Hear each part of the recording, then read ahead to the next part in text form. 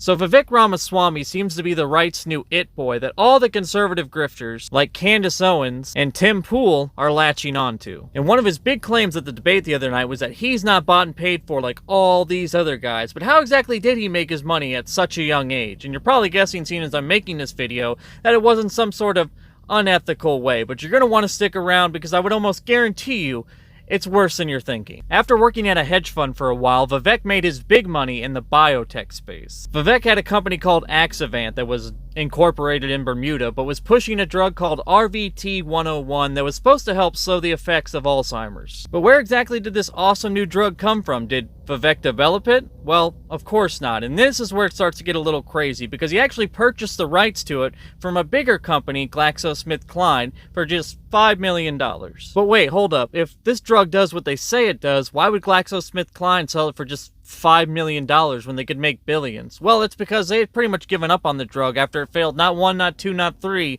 but 4 clinical trials. Because what Vivek did is he took one of those failed clinical trials, put his mom on the research team, who is a doctor, but was also on the board and had stock options in the company, and they took some people out, reworked a couple things, finangled a couple others, and all of a sudden that failed clinical trial was now a clinical trial that showed significant improvement.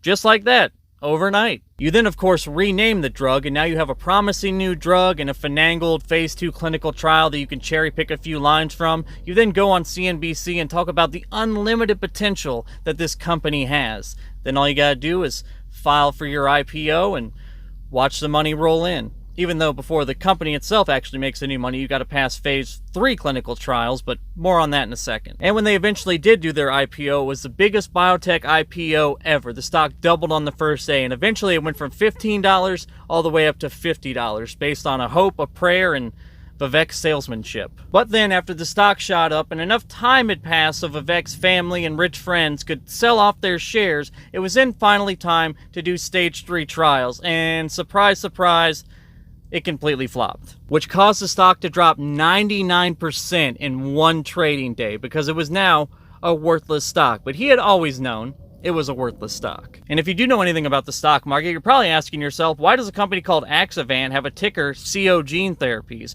Well, that's because after the stock completely tanked, he changed the name because he wanted to make it harder for people to find his pump and dump company. So to recap, the guy that wants to be your president made his fortune by buying a drug that he knew was garbage, super cheap, then using one of the trials that proved it was garbage, having his mom rearrange a few things. He then went out into the media and sold it as the next great American company. And then some poor schmuck that happened to be watching CNBC that day invested in his company, and in one trading day lost everything. But it's okay though, because Vivek, his mom, his brother, and all his rich friends had already made a killing. Finally, in closing, Vivek seems to think that wokeness is destroying the country, but I would really like to ask him, what is hurting the country more? A person using they, them pronouns, or a guy that is running billion-dollar pump and dump schemes on Wall Street, destroying the lives of people that were silly enough to believe what he said?